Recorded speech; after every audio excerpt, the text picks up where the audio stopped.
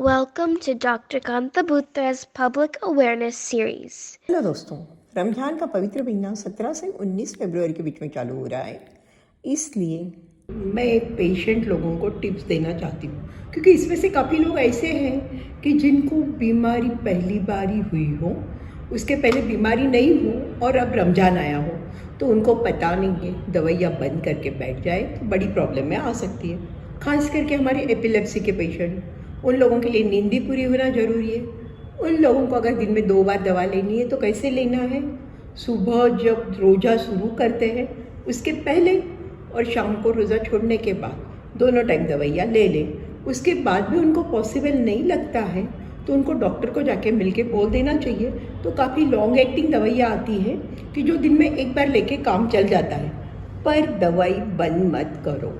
दिन भर उपवास, शायद बीपी डाउन ना हो जाए, फिर बाद में आपने खाना शुरू किया और नमकीन ज़्यादा खा लिया, ये कर लिया, सॉल्ट इंटेक बढ़ गया, बीपी फ्लक्चुएट हो जाए। इसलिए आपको खाने का पूरा ध्यान रखना पड़ेगा और उसके साथ में दवा लेनी है। बीच में बीपी चेक कर। डायबिटीज़ के पेशेंट के लिए अगर शुगर बिल्कुल कंट्रोल नहीं हो और दवाइयों के बहुत डोज चालू हो, एकदम दवाइयाँ बंद कर दो तो प्रॉब्लम हो सकती है।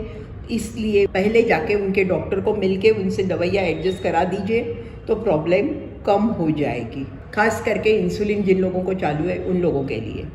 माइग्रेन के पेशेंट के लिए नींद पूरी लेनी है, सुबह उठते ही थोड़ा सा कुछ खा लो, चाहिए देखा नारियल पानी भी नहीं पी लो तो डिहाइड्रेटेड नहीं होगे, और बाकी तो ठीक है। तो आपके अगर माइग्रेन के पेशेंट को हेडेक कंट्रोल नहीं आ रहे हैं तो प्रोफिलैक्टिक दवा ले सकते हो।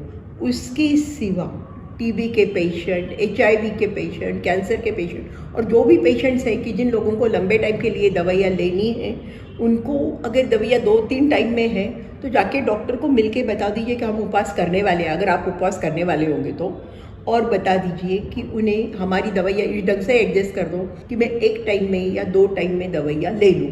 दूसरी एक प्रॉब्लम आती है पार्किंसन के पेशेंट के लिए। उनको काफ़ी बार क्या हो जाता है, दवाइयाँ 4-6 घंटे से लेनी पड़ती हैं। उन पेशेंट के लिए मैं बता देती हूँ, लॉन्ग एक्टिंग दवाइयाँ भी आती है।